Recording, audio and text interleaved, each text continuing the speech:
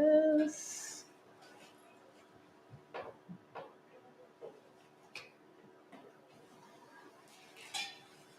Go.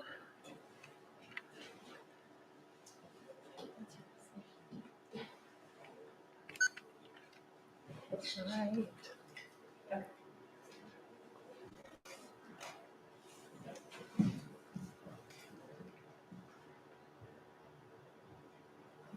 Hi everyone, thanks for coming. My name is Liz Heineke.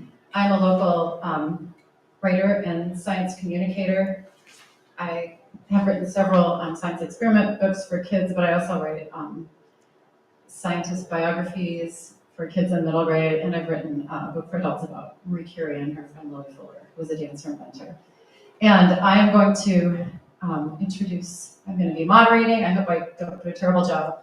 I'm going to briefly introduce our panelists. I will do my best with the introductions. I didn't realize I'd be doing introductions, so forgive me if I stutter a bit. Yeah, come on in.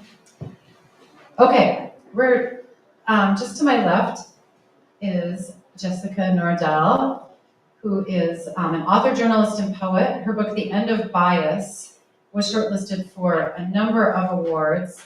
She's also a poet. Her poetry has appeared in a number of journals. She has her MFA from the University of Wisconsin-Madison, where she was a distinguished graduate fellow in poetry, and has her bachelor's degree in physics, which I love this science and art combination. She lives in Minneapolis and plays drums in a dad rock cover band. Okay.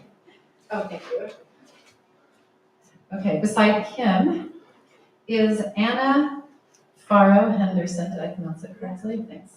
PhD climate scientist who worked as an advisor to Minnesota Senator Al Franken and to Governor Mark Dayton. Her book, Core Samples, A Climate Scientist Experiments in Politics and Motherhood, was a Forward Indies winner. She has a number of publications in science, the Kenyon Review and Orion, among others. She has been the recipient of a number of grants and awards, and she teaches at the Left Literary Center and in public libraries. Anything else I should add? Okay. Thank you. Yeah. Kim Todd is the author of 4 books of literary nonfiction, focusing on forgotten stories about science, nature, and history. Her most recent book, Sensational: The Hidden History of America's Girl Stunt Reporters, talks about undercover journalists who exposed societal ills in the 1880s and 90s. She has a number of science-based books too, including Sparrow, Chrysalis, and Tinkering with Eden, A Natural History of Exotic Species in America. She is Minnesota Book Award finalist. She has a number of awards. She's a faculty member in the MFA program at the University of Minnesota. So we're lucky to have these phenomenal women here with us today, talking about women in science, and we're going to hear about their books. So I'm going to start by asking each of them a question, and then I'll move into asking more general questions that any of them can answer, and we'll just pass the mic around. Okay. So Jessica writes obviously about bias, but since we're talking about women in science today, I thought I'd specifically ask about gender bias and ask you about a particular story or study that you wrote about that you found particularly interesting. Thank you. Thank you all for being here. So my book is The End of Bias, A Beginning, which looks at the question of how people become less biased and discriminatory in their attitudes, and behavior. So I looked at gender bias among different kinds of bias, racial bias, bias based on age, religion, disability, all sorts of things. And there were so many stories about gender bias that were interesting and illuminating. But my specific focus was on how we can tackle it, how we can solve it and diminish it. And so one of the stories that was really powerful for me was a story of a Swedish preschool that managed to reduce gender bias and stereotyping in kids. And what they had done, it wasn't really necessarily the intended outcome, but what they had done was they had started to use a gender-neutral pronoun in all of their conversations with kids. So instead of referring to boys and girls by he and she, they would refer to everyone by this one gender-neutral Swedish pronoun, which is hen, H-E-N, and or they would refer to kids by their first names, but they would never say, girls come over here or look at what she's doing. They would say, okay, everyone come over here and look at what Liz is doing. And when there were people who were, whose gender was not known or whose sex was not known, they would just always refer to them as hen in a neutral way. And so what this school found when it was studied by independent researchers is that over many years of doing this, kids found their tendency to stereotype on the basis of gender decreased. And the kids were also more likely to befriend kids of the opposite sex than kids who were in schools that had not done this. So I thought that was really interesting. I mean, it was like getting, having less practice constantly categorizing by sex ended up changing the way kids' categories worked in their minds and changed the way that they thought about their fellow classmates. So I thought that was a really interesting outcome and a hopeful one. It shows that gender stereotyping isn't necessarily this fixed problem, but there are interventions that we can do to decrease it. That's really interesting. Okay, Anna. So I'm fascinated. So climate science is such an important topic right now, and people have tried many, many approaches to educating the public about climate. I'm fascinated by the way your book, how you use bodily situations to illustrate abstract scientific concepts, and particularly as a woman, and I read a quote that you had said, if I always sound like an expert, it's boring. So I like the way that you are making science personal and connectable and tactile. So could you talk about how you figured out that you wanted to talk about climate science using your own body to connect people? So I wrote this book over time without the intention of writing a book. So it's kind of like a backwards thing. It's more that I was writing about my experience doing the work of science research, researching climate science, and then working on environmental and clean energy policy and politics. And I was writing about it, and when I wrote about it, it was very much from my tactile experience. So just maybe a couple of examples in the book. There's a very short essay about doing field work in the Rocky Mountains, and it's this kind of like over the course of 24 hours, when you're at elevation, you wake up, it's cold, I'd be wearing like a winter hat, there might be ice on puddles, and then by the middle of the day, it was like terribly hot. So I was working in the middle of the lake, we'd have a couple of canoes with wood platform and be anchored out there, and it was, you're just like sweating and really get dehydrated, and then the sun sets, and again, you go back to being cold. And so having this, that experience of like almost going through a year over the course of a day was a way to just bring somebody into what is science. And so much of what we see of science is, here are like equations or facts, like here are the end results, and they're really clean and sterile, and we've scrubbed like any kind of mess or uncertainty out of them. But the actual work of science and thinking about science is super messy. And as a field-based scientist, it was literally like I would be covered in mud. I worked on a big drill rig in Ghana for a summer, and I was covered in what's called pipe dope. It's like a black lubricant for the pipes, and it just didn't wash out. It's like all over my body and my clothes and my backpack. And so it was just really physical. It just went like sort of from the political side. When I left science, it was very tied into becoming a mom and to my sense of kind of urgency and purpose and like this isn't a rehearsal, this is my life. And having, that was like the feeling that came with being a mom. And it was like, I wanna be out there doing stuff. And so I left the laboratory and I went to work in politics in DC in the US Senate. And when I was hired by Al Franken, I was 6 months pregnant with my second child. So for me, the experience of the Senate in politics was all moderated by being pregnant and pumping milk. So when I write about that, I use this lens of, I kept a little diary while I was pumping milk, 'cause it's like you're sitting there for 10, 15 minutes a couple times a day. And I was just taking notes. It was just my alone time. I wasn't like I'm writing a book. It was just like I'm processing. And then when it came to writing the book, it was like, well, I'm going to write about it through the lens of pumping milk and like, how much more human can we get? And how much more can we like see that the people working in politics are people and they're messy and maybe they smell like yogurt because they have like old sour milk on their suit.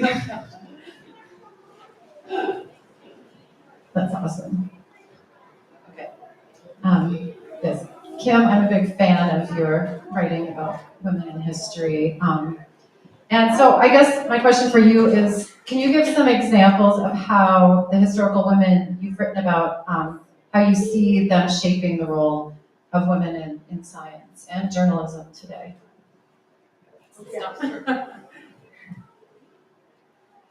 So the book that's probably most relevant is a book that I wrote called Chrysalis, Maria Sibylla Marian and the Secrets of Metamorphosis. And she was a woman who was born in the mid-1600s and spent her whole life fascinated with insect metamorphosis, which they didn't really understand how it worked at the time. So she kept like 50 years of, she kept a journal, 50 years of like paintings and thoughts about what she saw when she was raising insects through their entire life cycle. And she ended up publishing 4 books on insect metamorphosis. She published 3 on the metamorphosis of European insects, and then she went to South America and wrote a book in 1705 on the metamorphosis of the insects of Suriname. And it was very interesting to trace her experience as a woman doing science, which didn't really even exist as a term when she first started working, through the centuries. So, when she started, there was no way to like be a scientist. There was no, like, you couldn't get money to be a scientist. There was no government like sponsorship of scientists to do a certain kind of work. So like, if you wanted to look at insects, like, great, who cares? Go look at some insects. Like, it was surprisingly open and able for her to publish her books and get her works out there. There were a lot of like the Royal Society, which was gathering of these kind of proto-scientists. A lot of them like had rules about whether or not women could be admitted, and very often they weren't admitted. But still, she was really able to have this pretty robust career selling and making these beautiful, interesting books about the metamorphosis of insects. And then I was, right after the book came out, I was talking with a woman who had written a biography of Beatrix Potter, so who was working in the late 1800s, and she just had an impossible time doing her science. Like, she was really interested in like fungi and studying all of these things, and the societies were totally closed to her. No one wanted to talk about it. They thought that she was an amateur, so she went and made like beautifully illustrated kids' books about bunnies. And it was also in the 19th century that Maria Sibylla Marian, whose work had been really well respected for like the century after she started publishing, her work began to be very actively criticized, and people said like, she was a woman, she's an amateur, like sometimes she wrote down things that were incorrect, she talked with like indigenous people about what they thought about things and was very like credulous. So her reputation really plummeted in that time, and that was at the time that science was professionalizing, and that all of a sudden it was something you could make money doing. You could be like a professional entomologist working for the Department of Agriculture. So it became much more competitive, and people were really interested in like drawing lines. Like, this is good science up here, and this is not good science down here. And she was considered to be down there. But I think really it's just recently, I would say in the past like 2 decades, that really she's been recognized for her contributions and been able to like be there as an inspiration for other women scientists. And I have got the sense, I am not a scientist, I'm just a science interested writer. But I've really gotten the sense, and I'd be curious to hear, what you thought about it, that a lot of women scientists just operate without a sense of there being very much history. Besides maybe like, well, there's Madam Curie, and that's it. But actually there's this really rich history, which I think is just starting to be dragged out of the dark. But I'd be curious what you thought about that, like if you had female models that when you were going into science, or people from deeper history. I had an undergrad mentor who was a woman, and she had gotten a PhD and postdoc, and then her husband, who was also a geologist, was hired at Brown University where I was an undergrad, and she couldn't be a professor then. So she was just like the wife.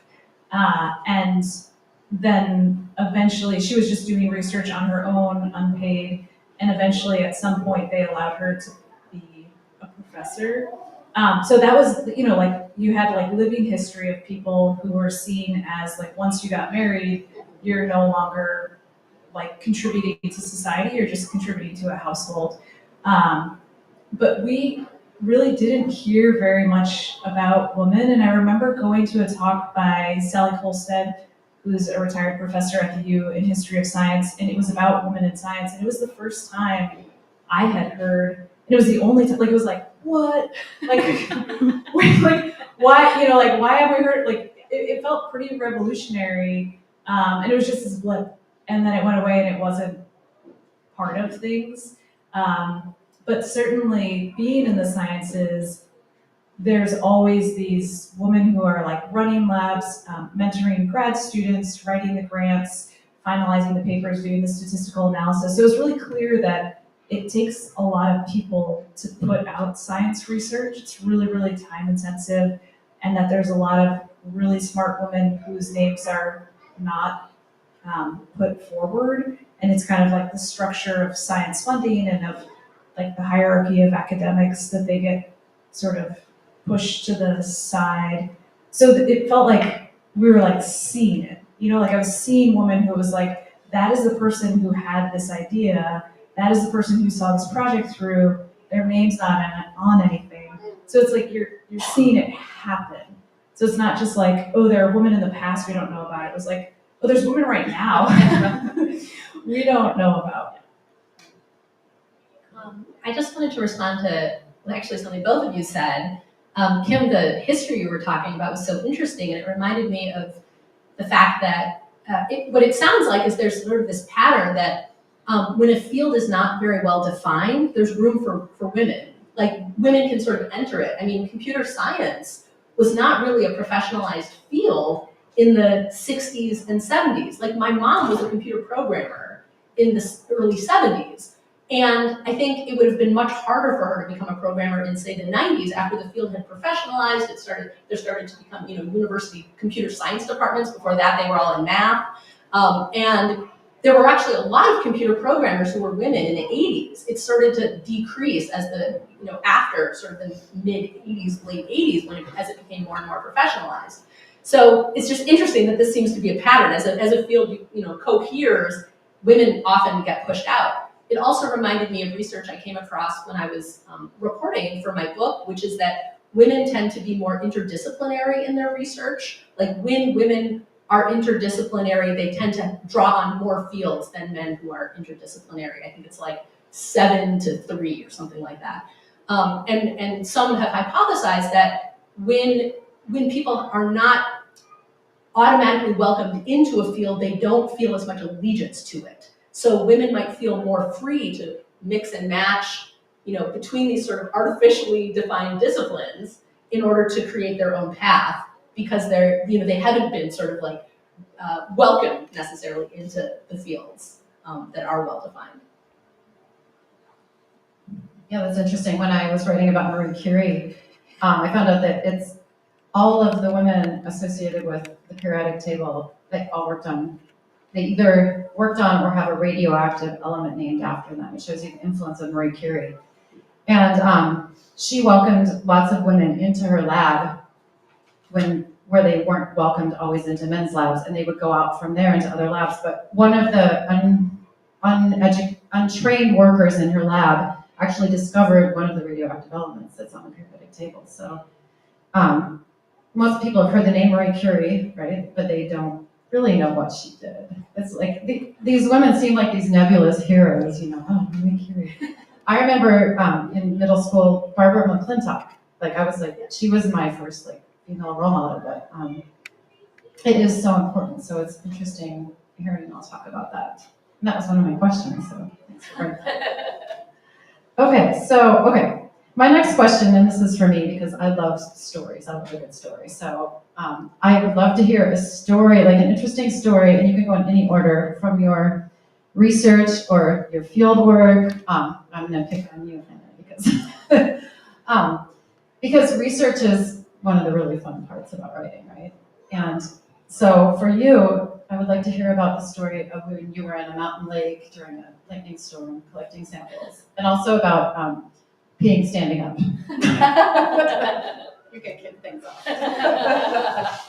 No demonstration. So I have an essay in the book called How to Pee Standing Up, and it's a series of rules about being a woman in climate science. And I had written about this experience a long time ago, and a writing mentor read it and was like, never write about urination. Like she was like stop, like never. But one of the things that keeps people from participating is like these really simple things. Like if you don't have a place to go to the bathroom, like if you're not able to be hygienic or take care of yourself, you can't participate. And it is kind of horrifying that you would think in a field like science, you have all this high-tech equipment. I was working in labs that had millions of dollars of equipment, and that there would be no consideration of the most basic things, like you go out on a ship for a 12-hour shift of hard labor, wearing a hard hat, steel-toed boots. It's the monsoon, it's really hot, you're in the sun, and there's nowhere for you to go to the bathroom. Are these people smart? What are we, our idea of what it means to plan things, to have good, if you want good science, people need to be able to go to the bathroom. So I had played West African drumming music in college it was a class. It was just half credit. I did it for 3 of the 4 years. And then after college, I was working at a nonprofit in DC that managed US participation in international science projects. And there was a lot of work going on in Africa at large lakes. And this was to collect sediments from those lakes. And those sediments are time series. It's like a book that's holding information about past climates, past landscape, what's been living on the land, whether it was, a savanna or grassland or desert, and a lot of information about monsoons, which are really relevant, in Western Africa. And so these people who were doing this research came to my office and was like, can I come? Take me as a field hand. And I went to Ghana to work on this drill rig for 2 months, and there was a bathroom on the drill rig, but it needed to be emptied out. It was like a porta potty. And the person they had hired to do this from the town was a man, but traditionally, in roles, this would be a woman's role. So this man never came to empty the bathroom, and I was the only woman on the expedition. There were 50 people. It was a mix of Ghanaian and American scientists, some Norwegian scientists, and I was the only female. And there was just, the bathroom would just be untended until it overflowed on the deck, and you'd have a stream of sewage. And then they would call, and a boat would come. It could take a couple hours to get to our drill rig, depending on where we were. So it might take an hour for somebody to come out. They take the bathroom, and then they're going to come back. So it could be 8 hours that I'm on this drill rig and there's nowhere to go to the bathroom. The men were just peeing off the deck, no shame, no, they just pee whenever they feel like it. it didn't actually get in the water. So if it was really hot and didn't rain, it smells like this wasn't like a great solution, but it was just what was happening. And so I had to figure out what to do. And one of these days that this happened, it didn't happen that often because, you know, we'd wait till the whole thing overflowed, was this lake had, it was really deep and there was, the water, it wasn't H2O below a certain depth, it was H2S, and it was actually like a poison for the fish. And every 7 years or so, you would get this overturning of the lake, and this poison would come up, and the fish would jump out because they were suffocating. And then all the fishermen would come out, and it was this huge, you just want to get all the fish because they're going to die.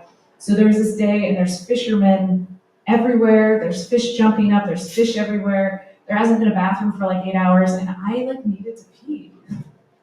So I had to figure out how to engineer a solution. And in that same essay, I talk about this lightning storm. So one of the rules was it's learn to pee standing up, which is just you have to advocate for yourself, and you have to figure out how to make circumstances work for you. Just, as a PSA, if you don't go to the bathroom for an entire day, you can hurt yourself. So it's actually a safety issue for people that, you don't want to encourage unhealthy behaviors. But there's also a safety first, sort of tongue-in-cheek role, which safety should come first. But when I was collecting samples for my PhD in the Rocky Mountains, I had this lake that was above tree line. It was a 5-hour hike, and I got 20 people. I had rangers, I had people I brought with me. My PhD advisor had moved to Wyoming, he came, and we had this one day to hike all of the equipment up. I had built a boat you could hike up and then work from to retrieve sediment cores. And so we've, done all of this. I'd spent hours in map libraries and on the phone, just so much logistics had gone into this. And it's the one day to collect these samples. We get there really early, we get all the stuff, all of us hike all the stuff up to the lake. We go out, we get the platform set. It was it was made of truck tire inner tubes and that kind of plastic cutting board material, all lashed together. My advisor and I could kneel on it, but when we started pulling sediments, the water would come up to, almost to our waist. So we were kind of half underwater, everything's tied down, and it's 9 a.m. and there's lightning. And when you're above tree line, it's really serious. We had these big metal rods, so I was knee waist deep in water with a giant metal rod, and tied. We were anchored in so that we would be able to be stable, and we had to figure out what to do. And this is there's a lack of professionalism sometimes in academic science. People just don't have professional training.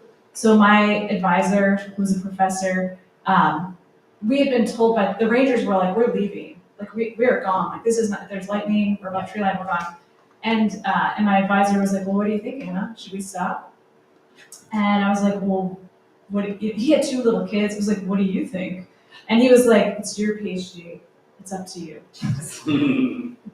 So we kept going. And you survived. Yeah.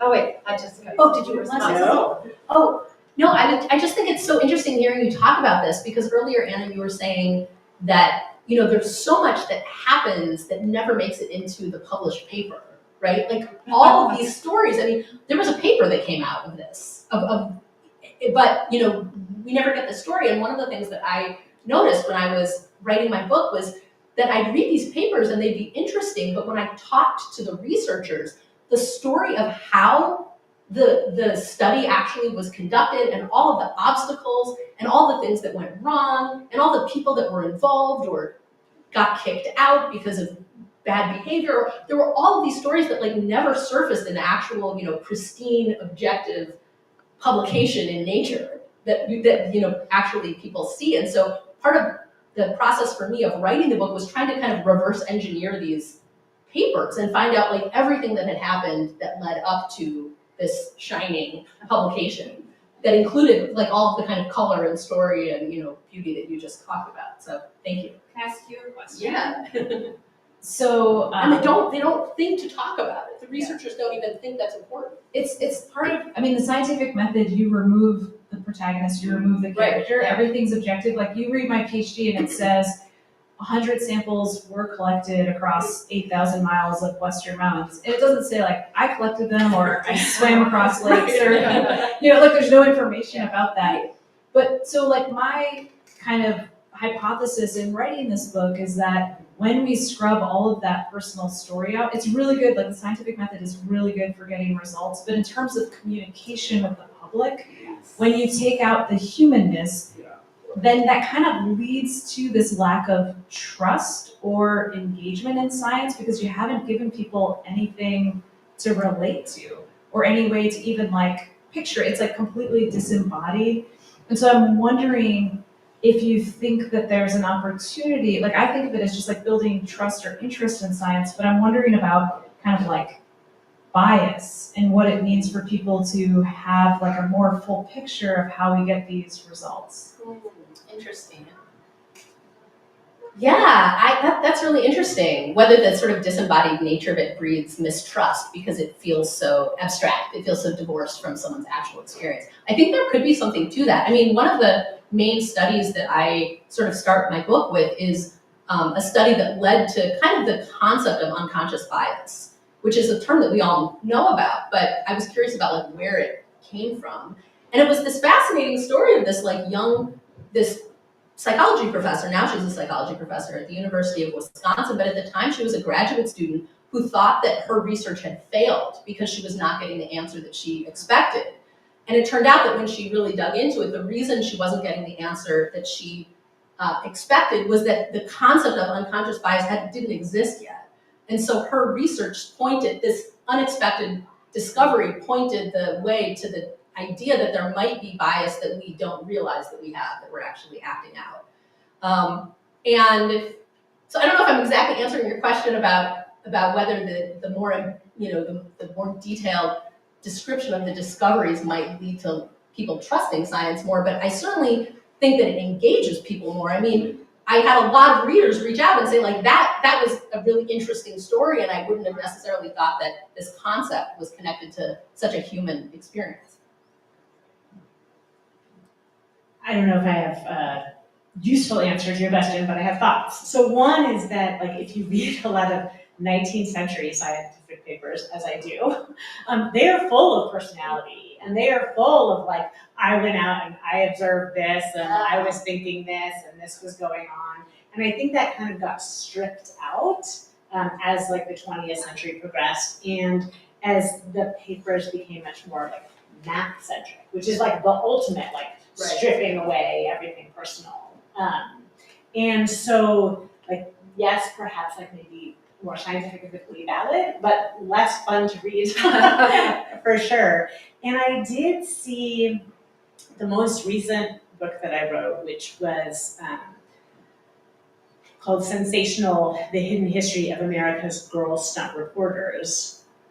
Was about these women who in the late 1880s and 1890s sort of entered journalism, and they entered journalism specifically as people in women's bodies. Like they wrote as if they were women, they talked about like the physical, like the most famous one is Nellie Bly, who goes undercover and fakes her way into an insane asylum. And she talks like about like how cold the baths were, and she talks about like them, taking a comb through like the knots in her hair and just ripping it. Like it's these very embodied stories, hugely popular because they're so readable and because they have this like people to identify with. But that was also a huge avenue of criticism for them. It's like, oh, these girls, like who takes them seriously?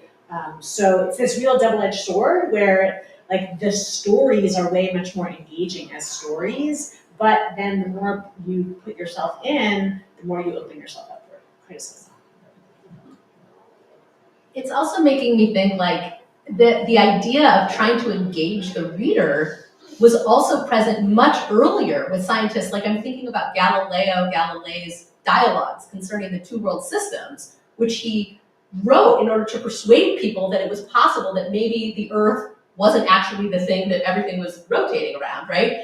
And he wrote it as a dialogue specifically because he wanted to make the science interesting to people. He thought it would be more engaging if it was presented as a dialogue between two people who didn't quite agree or see things the same way.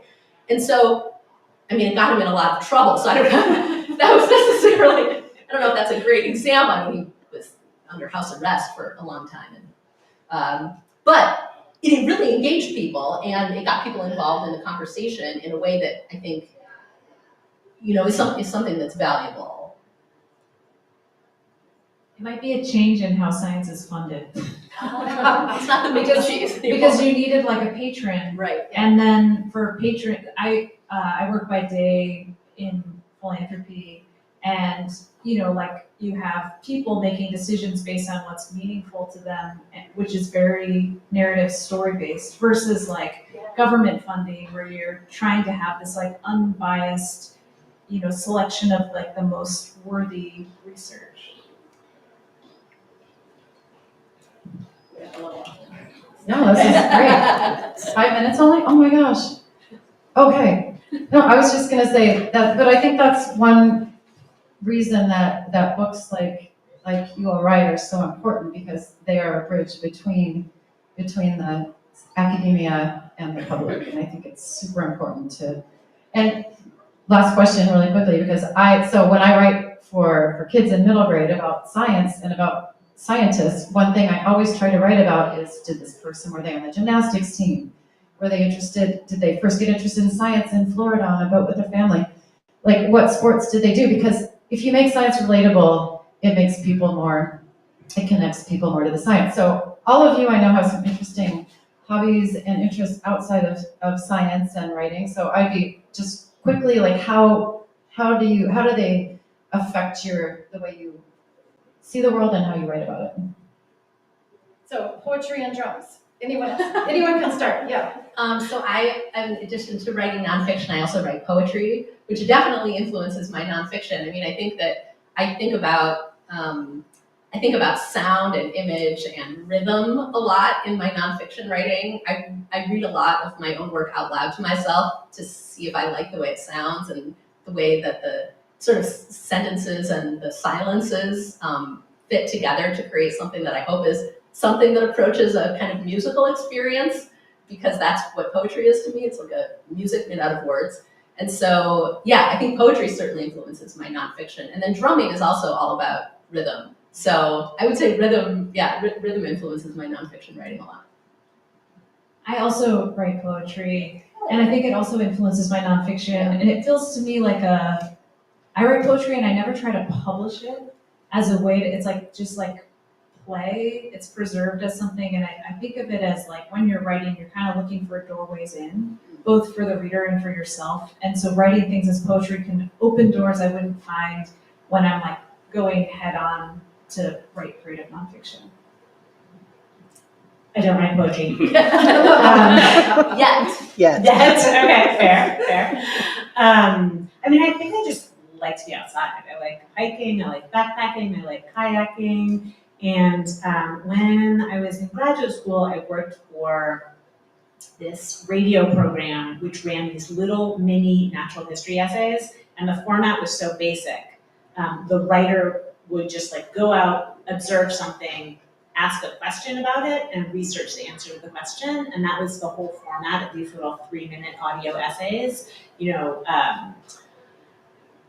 How does it benefit the loon to make that like so weird noise? Like, why does it do that? Or I saw, a raven pestering a kestrel. Like, what's going on with that? What is it like hoping for? What's that interaction about? And so I think that's kind of just like what I'm doing when I'm wandering around in the woods, is generating questions, and that sort of feeds back into the writing. That's so cool. And I love learning that women tend to be more interdisciplinary in science. But so storytelling is so important, and you're all amazing at it. So I think we're about out of time. Does anyone want to ask a question really quickly? Any questions? Yeah, what's your amazing work? Liz does So everything. I do music, and I write, and I I was an art major in college too, before I got my She's a science great stuff. singer. Oh, thank you. But I think that seeing the world more creatively always just like Anna, it opens your mind to different possibilities and gives you just lots of perspective. So I love looking at science and history through the lens of art and music and theater. And yeah, I'm all about the interdisciplinary stuff. Does anyone have any questions for our authors? Is there a new book? You can just, yeah. Yeah, is there a new book that you guys are working on? I'm working on a book that is a personal memoir that also incorporates physics and ecology. I can't wait to read that. I'm working on a novel called Providence Murder Ballad, and it's a trashy, classy ghost story. But somebody read a draft of it and they were like, wait, is this secretly about climate change? And I was like, no, why would you say that? And then I was like, oh, okay, like it's all like coming through. I'm working on a YA nonfiction book also about the Girl Scout reporters, and if all goes well, I'm gonna hit send to my editor today. So, I hope all goes well. What about you, Liz?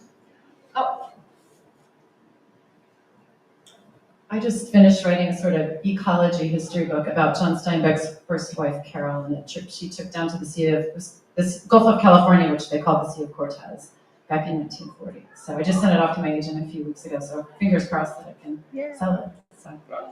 Any other questions? Yes. I have a question. Your example of the bias in that Swedish school, what was the reason they started? Because you said it wasn't the main intent. So I'm curious if you can share that, if you know. Yeah, so there had been a mandate from the Swedish government to create equal opportunity experiences for boys and girls in school. And this particular school took that really seriously.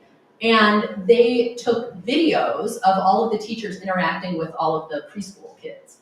And what they found was that the male and the teachers would treat the boys and girls differently. So they would they would have more physical contact with the girls, and they would encourage the boys to stop crying, whereas they would let the girls cry. You know, they would sort of be very sort of gender stereotyping toward the children. So the teachers decided that they wanted to stop doing that. So really the goal was to decrease the teachers' stereotyping behavior. And one of the ways they did that was they decided to just use this gender neutral pronoun as part of a whole sort of catalog of things that they were going to do to try to treat boys and girls equally. But what they did not expect was that it would change how the children treated each other. That was sort of the surprise outcome. It was really designed to change the teacher's behavior, and it had this unintentional consequence of changing the students' behavior as well. Thank you. And do you know if they're still following through? Have you followed? As far as I know, last time I was in touch with them, this was just sort of the protocol now. They just use this gender neutral pronoun. Yeah. The school is called Igalia. It's in Stockholm, and there's a sister school as well. So there are 2 preschools that do this. Okay, yes. I have a question for Kim. When you're talking about the history of women in science and how, the woman who was talking about metamorphosis and how her work was seen as a positive thing and it was well respected, and then suddenly it kind of, that respect dissipated. Was there anything happening, I guess, politically or globally, or do you think it was just the way that time changed that, and because people were not, those people who were around her at the time no longer were alive? Yeah, so I think that it was 2 things. One was, so she published, she was also an artist, and so her books were these large illustrations with about a paragraph of text about where she'd seen the insect or the process of metamorphosis. And because of book printing at the time, they were all black and white, but she sold some versions that she and her daughters would color for a premium price. But most of them were black and white. So what happened over the years was, one, people colored in the black and white ones just with colors out of their imagination, right? They treated them like a coloring book. And two, her books were super popular, so they were like printed and reprinted and translated into different languages, and sometimes like the text was entirely stripped out, and sometimes they added in 12 more plates to the Suriname book, which she had not originally considered to be part of the Suriname book. So by the time you get to the mid-19th century, like people are usually looking at a very degraded product. And also I talked about that 50 years of study book that she kept. Right after she died, Peter the Great bought that and took it to Russia. So it was out of the hands of scholars for a long time, so people couldn't see what she thought she was doing. So that was part of it. And then part of it, I think, was this professionalization, and people had this idea of what a scientist looked like, and they did not want to be associated with this kind of eccentric woman who like took her daughter when she was 50 to go look at the insects in South America. So they were really actively like drawing lines to exclude people like her. And just all of a sudden her work was getting all these attacks. Thank you everyone for coming. Thank you. That was really